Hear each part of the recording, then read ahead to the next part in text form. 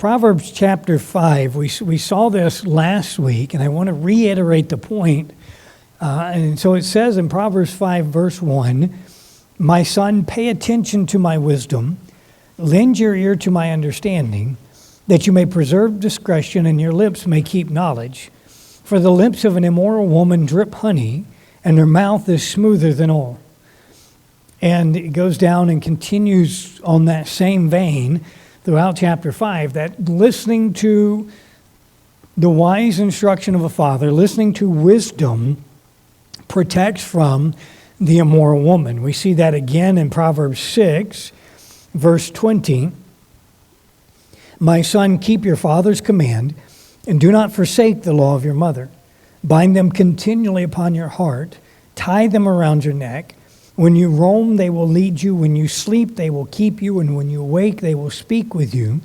For the commandment is a lamp, and the law a light. Reproofs of instruction are the way of life, to keep you from the evil woman, from the flattering tongue of a seductress." So the same thing here is more emphatic. He says, keep, do not forsake, bind them upon your heart, tie them around your neck. He's emphasizing keeping these commands close. And so now, chapter 7, verse 1, he says, "My son, keep my words and treasure my commands within you. Keep my commands and live, and my law as the apple of your eye. Bind them on your fingers, write them on the tablet of your heart." We see the same emphatic, but it's and then some added emphasis. He's saying, keep these things, treasure them, bind them to you, tie them to you. Here he says, write them on the tablet of your heart. This emphasis of put these words in your life. Put the wise commands of the Father in your heart, so they are there in front of you, they are within you, they are always with you. And so the call here, the first point, first bullet, is keep instruction. Just that simple. Again, keep it. Don't let it go. Don't forsake it. Keep it. Second, the second bullet, he says, treasure the commands. Value them. Hold them and treat them as something that is worthwhile, as valuable to them, to you. It's something that is cherished, is loved, is sought after, is longed for. And then verse 2, he says, keep them and you will live. That's the third bullet. Keep them and you will live. So that these commandments, they are valuable because they are life-preserving. They are that which is good for your life. They are that which secure your life and lead you to life. He also says, guard the law. That's number 4. Guard the law. And so ultimately what he's talking about here, when he says, keep my law as the apple of your eye, is we're watching it and we cherish it so much that it's something that we do not want to violate in any way. We do not want our action or inaction to harm the law of God. And by harm, I mean to break or to disobey in any way. We do not want anything that we do to break the law. And then he says, write it on the tablet of your heart. So there is that which is written in our hearts. It truly is. We write things in our hearts by our choices, by the things we study, the things we listen to, the things we learn, the things we watch, by the experiences we have, by the teachings that we have received. Our parents have written things on our heart for us, and they've trained us in certain ways. And these are these things that are embedded in you. And we can add to that. And we can, in some respects, we can change. We can take out things that have been written on our heart and replace it with other things. And he's saying, write the commands in the tablet of your heart. Write it deeply within. And this is memorization. I read something recently. The author claimed the book of Proverbs was written to be memorized, which seems to be a big feat, but the ancient Jews certainly memorized huge portions of the Word of God. We know they memorized the Pentateuch. Some of them did. Most of them memorized at least a portion of it, such as the book of Deuteronomy. And so, 30 chapters of easily remembered Proverbs, is not that big a feat. It's something that should be memorized and remembered. And that is a part of what's going on, is in writing it on the heart, is memorizing it.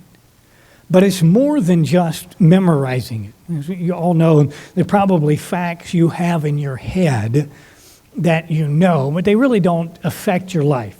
They haven't affected your heart in any way. And what's necessary here to write the Word of God, the commands of God, and specifically the instructions of Solomon in Proverbs on the tablet of our heart, is that we learn it and we're meditating on it in such a way that it is being driven into our life to begin to change who we are.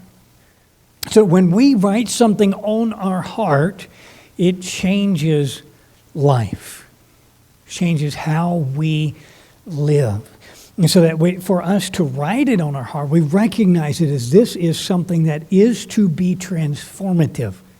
It's not merely informational, but it's something that I now must go and do. I must live out. And so this memorization is tied in with a meditation, but a meditation that is affectionate. I love this truth, or I want to love this truth, as the case may be. This is something I know is important. It's something I should value. I should be watching over. And it's a meditation that is practical. It's applicational. How now do I live in light of these truths?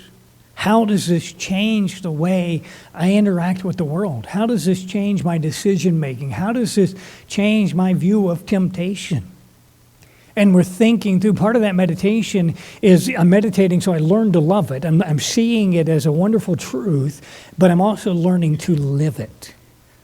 And meditating is thinking, how does this now change my life? And it's through that entire process of application and affection-oriented meditation that these things begin to be inscribed in our heart, so that hopefully over time these things are just deeply embedded in who we are, that they define our lives and direct our lives.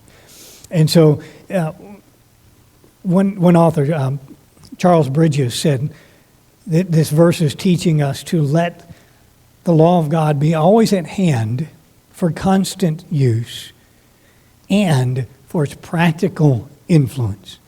So it's always before your eyes, always at hand, always in your heart. And then verse 4, it says, "Say to wisdom, you are my sister, and call understanding your nearest kin." So you're holding wisdom close to you. That's the last bullet. And holding wisdom close to you. That the idea there of the sister, my nearest kin, is a deep affection there. It's not just, it's my sibling. Okay, I know it's there. I'll loan him something if he needs it. But it's a deep, close, affectionate relationship. It is a cherishing of the sibling there. So you have keep instruction, treasure the commands, keep them and you will live, guard the law, secure the law to yourself, inscribe the law within yourself, and hold wisdom close to you. Charles Bridges said, if wisdom is not embraced, lust will be indulged, which is exactly where this chapter goes. Now what we have in verse 6 to 27 is an incredible story. It really is. I don't know if your outlines say this, but what I've entitled this section in my notes is, this is a stirring story of stupidity. And it's exactly what's going on. Solomon is looking out his window, as he tells us here, And he begins to describe for his son, for the one that's learning wisdom, what he sees. And he chronicles the catastrophe of this young man's, this foolish man's downfall. And if we go back, again, I mentioned this last week too, but if we go back to Proverbs chapter 2, we saw that wisdom protects us from the evil man, from the immoral woman. This is that still continuing that same idea. As he says, keep my words and treasure my commands. Verse 5, that they may keep you from the immoral woman, from the seductress who flatters with her words. And now Solomon's going to tell us in another way what happens if we don't follow wisdom. He's told us, chapter 5, he told us, the end of chapter 6, he told us, and just in case that we may sometimes be a little bit slow to understand, he gives us a story. So let me read the story, and then we'll go back and look at the pieces of it. Solomon says, "For at the window of my house I looked through my lattice, and saw among the simple, I perceived among the youths, a young man devoid of understanding, passing along the street near her corner. And he took the path to her house in the twilight, in the evening, in the black and dark night. And there a woman met him, with the attire of a harlot and a crafty heart. She was loud and rebellious. Her feet would not stay at home. At times she was outside, at times in the open square, lurking at every corner. So she caught him and kissed him. With an impudent face, she said to him, I have peace offerings with me. Today I have paid my vows. So I came out to meet you, diligently to seek your face, and I have found you.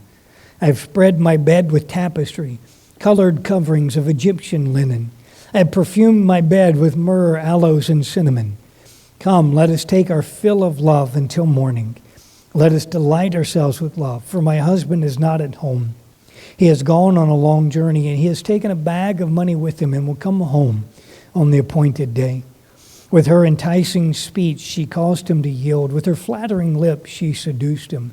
Immediately he went after her, as an ox goes to the slaughter, or a fool to the correction of the stocks, till an arrow struck his liver.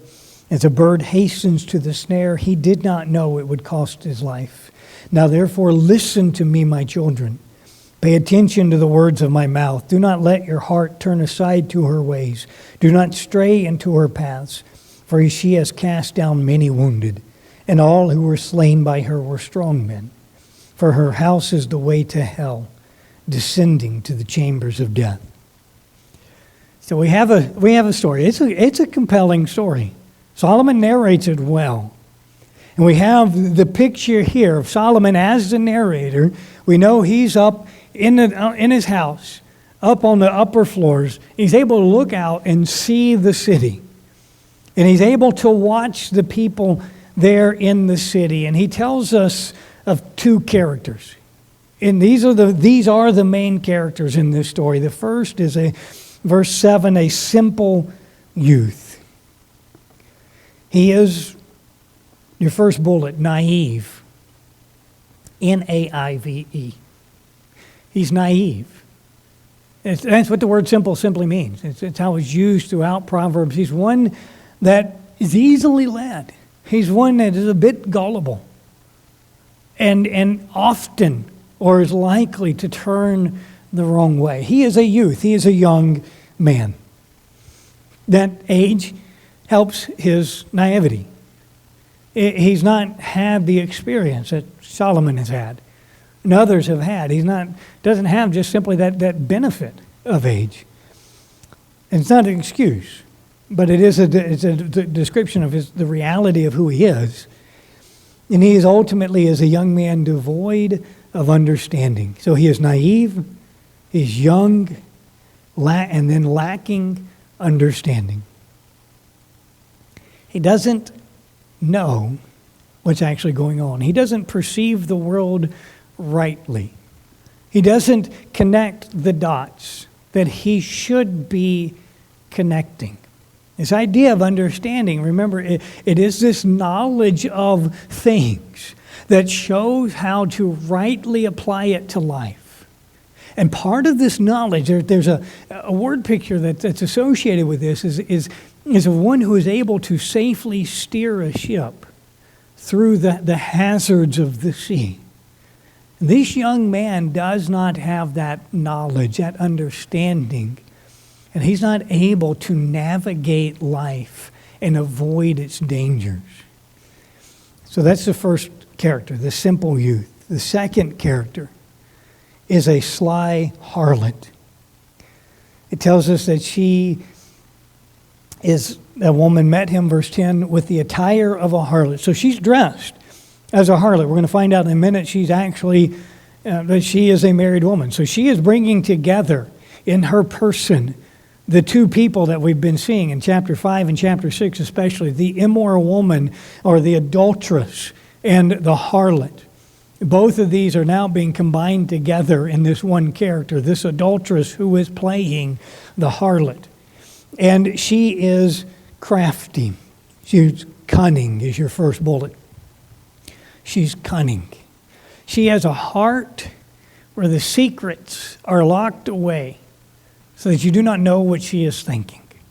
Do not know what she is intending and designing. She has a face that appears one way that very, very carefully and very intentionally shields away the truth of her heart.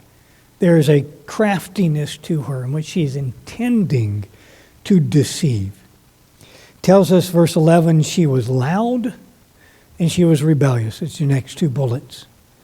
She was loud and rebellious. This is not, I can't even say this is not a stay-at-home mom. He's not here saying that that women have to stay at home and work around the house and raise the kids, but that she is flagrant in her willfulness. She is parading her rebellion. It is on display for everyone. That's what he's describing as one who is just wanton in her sin. She doesn't care that others are seeing what she's doing. She's not trying to hide it at all.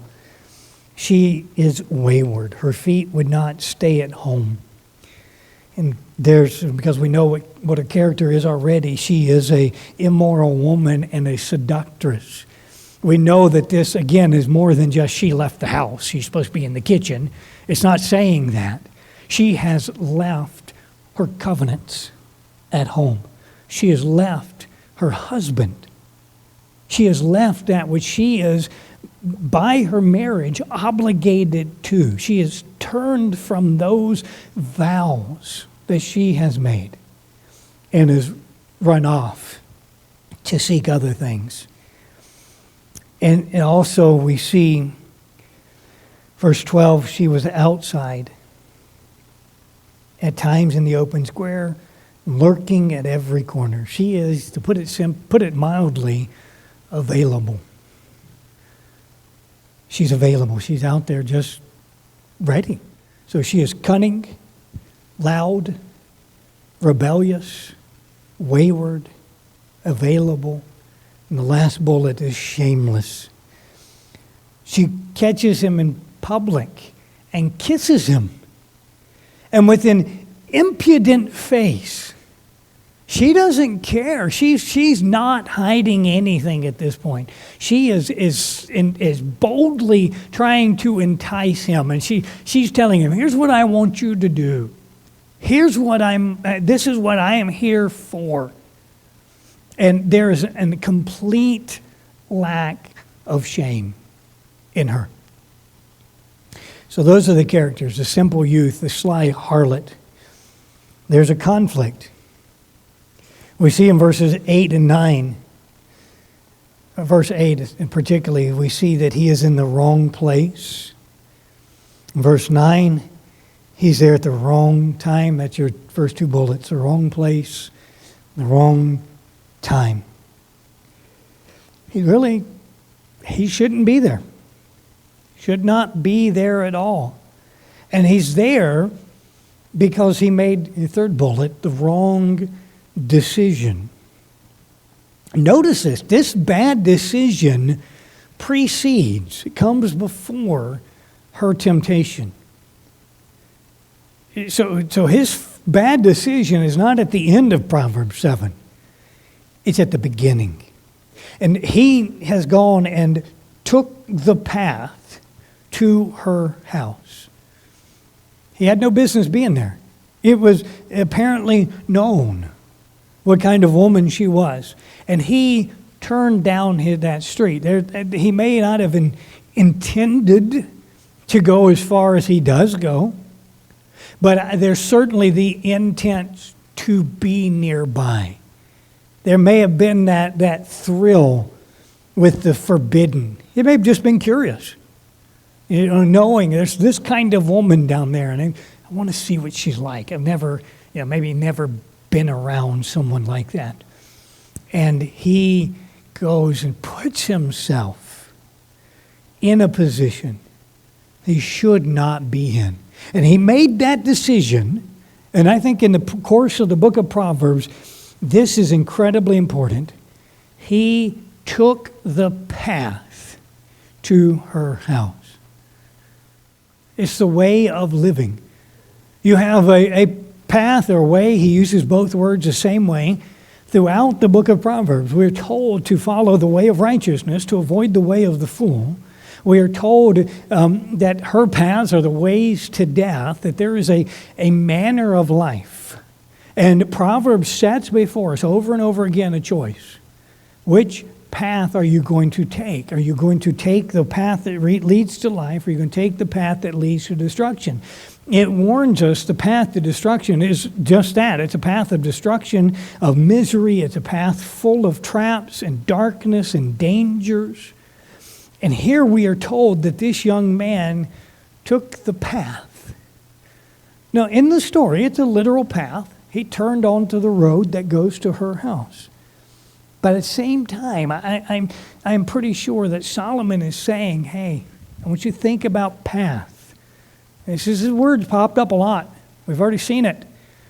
The path to her house. He's making a choice. It's setting himself on a road that goes somewhere. Where does that road go? Where does that life go? Bruce Waltke said that this young man lacked sense not to put himself in moral jeopardy. I think the very best you can say about him is he is curious about sin. And he has taken a path to titillate that curiosity. He wants to see what it's like. Maybe he has no intention. We don't know his intent. Maybe he has no intention of following it and engaging in sin, but there's a curiosity there. And then we come now to their conversation. She begins to chat him up. And that's exactly what she's doing. She is now beginning the process of seduction. And she does so with a series of lies. It's just lie after lie after lie. The first thing she says, verse 14, I have peace offerings with me. Today I have made my vows. Yeah, well, I'm going to explain it. It is a difficult phrase. It is a question of what is she talking about and why is she talking about this? But in short, and this is your first bullet, she's saying, I'm good with God. She is professing that she is religious and she's moral. She is, if you will, paid up on her religious obligations. Remember, this is in Israel. So there are the offerings that are paid, the peace offerings that are given.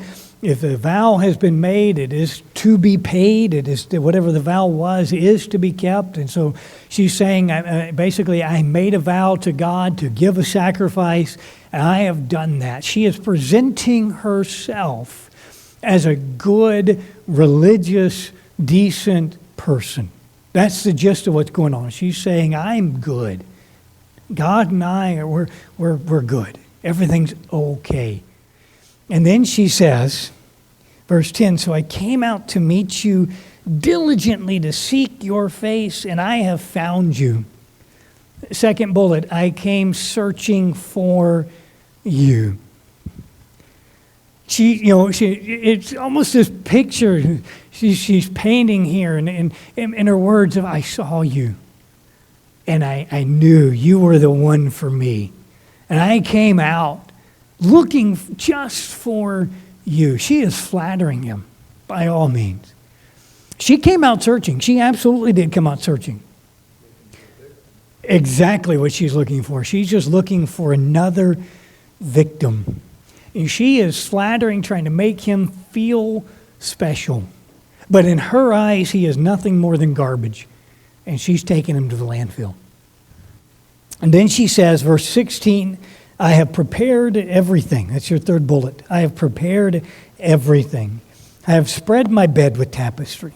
I have colored coverings of Egyptian linen. I have perfumed my bed with myrrh, aloes, and cinnamon. Everything's ready. It's a beautiful place. There's incense and sweet smells.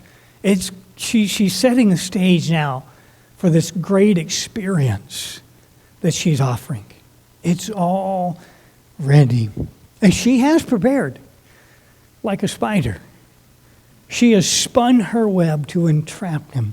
She has beautifully decorated a charnel house so that these tapestries hide the bloodstains of her previous victim. The perfumes hide the odor of the rotting corpses of those who have gone in to her before. And then she says, we will have a great night. That's bullet 4. We will have a great night. Let us take our fill of love until morning. Let us delight ourselves with love. She's offering love. She's offering a night of love. What she is actually offering is a physical act masquerading as love. She is offering a night of pleasure.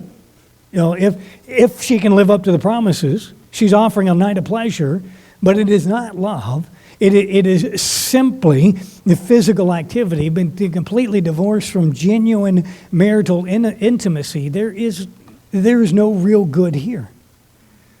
And she's promising more than she can deliver, by all means.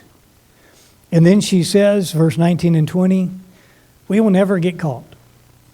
That's the last bullet. We will never get caught. Her husband is away. He's taking a bag of money with him. He's got plenty. There's a day set. He's coming home on this day. It's not today. It's all safe. We'll never get caught. And here's where, her frank admission at this point that she is married. It really should clue this dimwit in to her inherent untrustworthiness. Y'all have already pointed it out. She says, I'm good with God, and then she says here later, but I'm really married. And he's oblivious by this point in time. He is so seduced by her lies that he doesn't see the problem. But really think about it. If she's going to break her vows to her husband, how can this stranger trust her? And more importantly, Solomon's already told us, the end of chapter 6 especially, even if they're never found out by her husband, even if the society never catches on, maybe nobody else sees this, will they get away with it? Absolutely not. He is stressed already that the one who does this destroys his own soul. He asks the question, can a man take fire to his bosom and not be burned? In chapter 6, he's asking in the same context of the immoral woman, and he is saying, you will not get away with it. She says we will, but they won't. And then we see the consequences. And if this was a movie, it would have faded to black. She would have said, my husband's not home, and then that'd end the scene. And Solomon skips over the night. He skips over all that may have happened there, because that's not the point.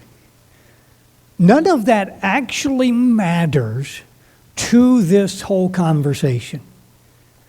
What he shows us is the consequence. Verse 21, with her enticing speech, she caused him to yield. With her flattering lips, she seduced him. That's the second point. Seduced him. She caused him to yield. She seduced him. She persuaded him. She drew him after her. And immediately he went after her, as an ox goes to the slaughter, or as a fool to the correction of the stocks, till an arrow struck his liver, as a bird hastens to the snare. He did not know it would cost his life. How did he not know? The answer is he didn't have biblical wisdom. He had not listened to the commands and the law of his father and mother. He had not bound wisdom to his fingers and written it upon his heart. He was not cherishing wisdom. He was not loving her as a dear relative. He did not know. He was simple. He had no understanding. So he did not know where her way led. He did not know the consequences of his sin. And these are dire. He goes after her. The third bullet, he went after her to his own death. It tells us, as like an ox goes to the slaughter. He's stupid. Stupid as an ox. Just being led along by his nose until somebody slits his throat. He is a recidivistic fool.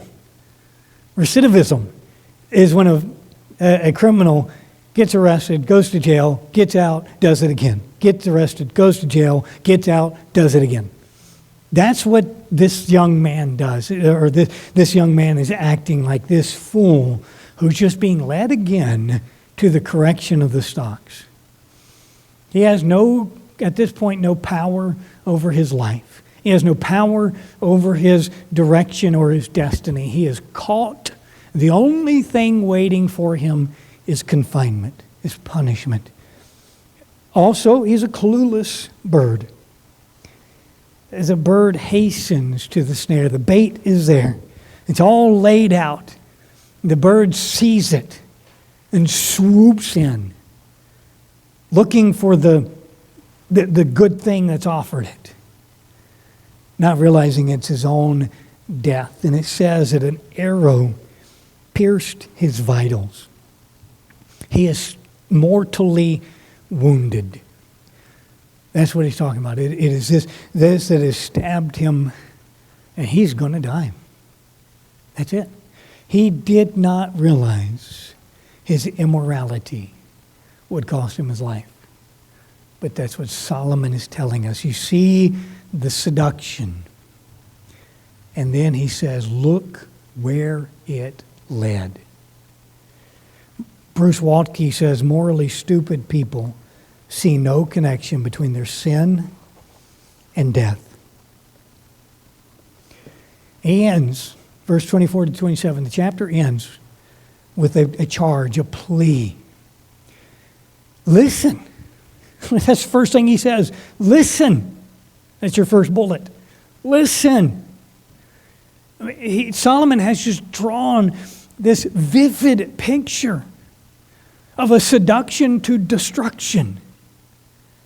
And he says, listen, if you don't want to die, listen. Verse 25, do not desire her. Do not let your heart turn aside to her ways. Do not desire her. Again, this young man seems to have been following in that path of he is interested. He is at the very least curious. He is interested in what she's doing and what she's offering. And he says, don't desire her at all. Don't let your heart turn aside to her ways. And do not stray into her paths. We're going to see this over and over again. We've already seen it. But the heart directs the life. The heart that turns aside to her inevitably results in feet that follow her paths. So he says, listen, do not desire her. Do not turn aside to her. What was saying is, look, this stupid one, he went down her street. Don't do it.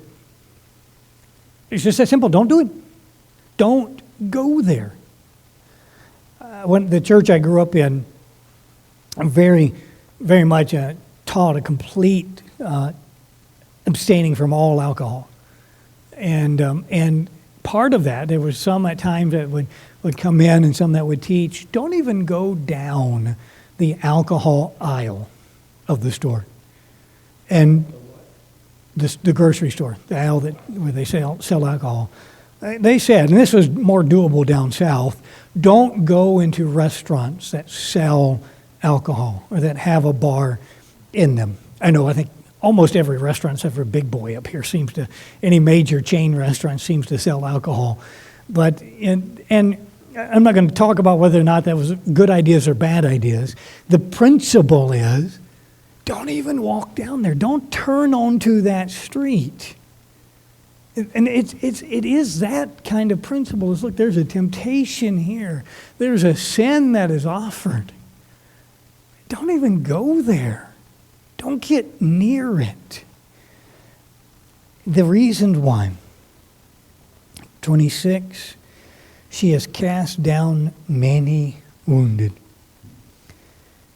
And all who were slain by her were strong men. She is a black widow. She will kill you. That's what Solomon's saying. She will destroy you. That's your bullet. She will destroy you. You don't have any hope. She has many victims. And her victims have been strong, powerful men. This kid, gullible, know-nothing kid, has no chance against this skilled, fatal seductress. She will destroy him. And then he said very, very vividly, verse 27, her house is the way to hell. So her house is the gateway to hell. That's the next bullet. Her house is the gateway to hell. And sometimes people picture the gateway to hell as a big open pit in the earth and dark cave that runs down. Sometimes, people might picture the gateway to hell with these skull and bones all around it and this hideous looking display. It's not. It's a well-furnished, beautifully prepared home of the seductress. You open her door and you walk in and you are setting your foot on the first steps to hell. And then he says her basement is a graveyard. Descending to the chambers of death. You walk into her house, you follow her in, and where you will end up is a mass grave. A big pit filled with the rotting bodies of her previous victims. So what do we do with all of this? Obviously, the obvious answer is we do not pursue immorality in any way. We avoid it as the plague it is. We also, there's other principles here that we must understand. And first starts with, we choose wisdom That's your first bullet in conclusion. Choose wisdom, not wantonness. Remind you that in Proverbs, he uses single events or single illustrations to show a wide range of things that we should pursue or avoid. So this is all about avoiding immorality, but it is about much more than that too. It is about all of this, the pursuit of your own desire, the gratification of your own lust, the temptations that the world and your own flesh offer up to you. And what wisdom teaches us, what Proverbs teaches us, is to pursue wisdom, because wisdom will protect you from the pursuit of your own selfish gratification. It also teaches us to love life-giving truth, not death-dealing pleasure. Love life-giving truth, not death-dealing pleasure. Again, Proverbs presents to us a worldview that is completely different from our modern worldview, the secular worldview. We see pleasure as, for many people, it is the goal of life. They work all week so they can party all weekend. The point of work is to fund pleasure. They see life as revolving entirely around whatever satisfaction they are seeking, whatever pleasure they prefer. And Solomon teaches us, Proverbs teaches us, is that if our life is lived for pleasure, especially illicit pleasure, it will destroy us. If we love truth, we love wisdom and understanding, we will have life. Third, stay close to understanding. She will protect you. We saw this. I read this earlier today in chapter 6, that when you roam, back in verse 22, when you roam, they will lead you. When you sleep, they will keep you. When you awake, they will speak with you. For the commandment is a lamp, and the law a light to keep you from the evil woman, from the flattering tongue of a seductress. The way to be on guard and the way to be protected against temptation is to stay close to wisdom and understanding. To say to her, you are my sister, you are my dear, dear kin. I love you and I cherish you. And that by itself, because it moves us away from the paths of the wickedness. It brings us and moves our eyes elsewhere. At the very least, it enables us to look at that path and say, I see her house. I see the smoke of hell rolling up behind it. I smell the brimstone from her doors. I'm not going to go there. I'm not curious about it. I don't need to go see death and destruction. Wisdom teaches us to look at the consequences. It protects us. It keeps us from even going down there. It gives us insight so that when she says, I'm a good, godly woman, oh yeah, my husband's not home either. We see the discrepancy. We see the contradiction that she is not what she claims to be. Wisdom is protective, and so stay close to understanding. And then the fourth one is do not take the first steps towards sin. This young man's problem was when he turned aside to go down the path in front of her house. Again, he may not have intended on going in, but that's where he was going as soon as he turned. Don't even take the first steps. It's not something that's fun, interesting, exciting. It is destruction. Don't even begin to turn. This story, this particular lecture ends in death, just like the fool. And what Solomon says is if you do not wish to end in death, then you must heed his warnings. You must keep his words, treasure his command, bind his commands on your fingers and write them on the tablets of your heart. You must, or there will be misery.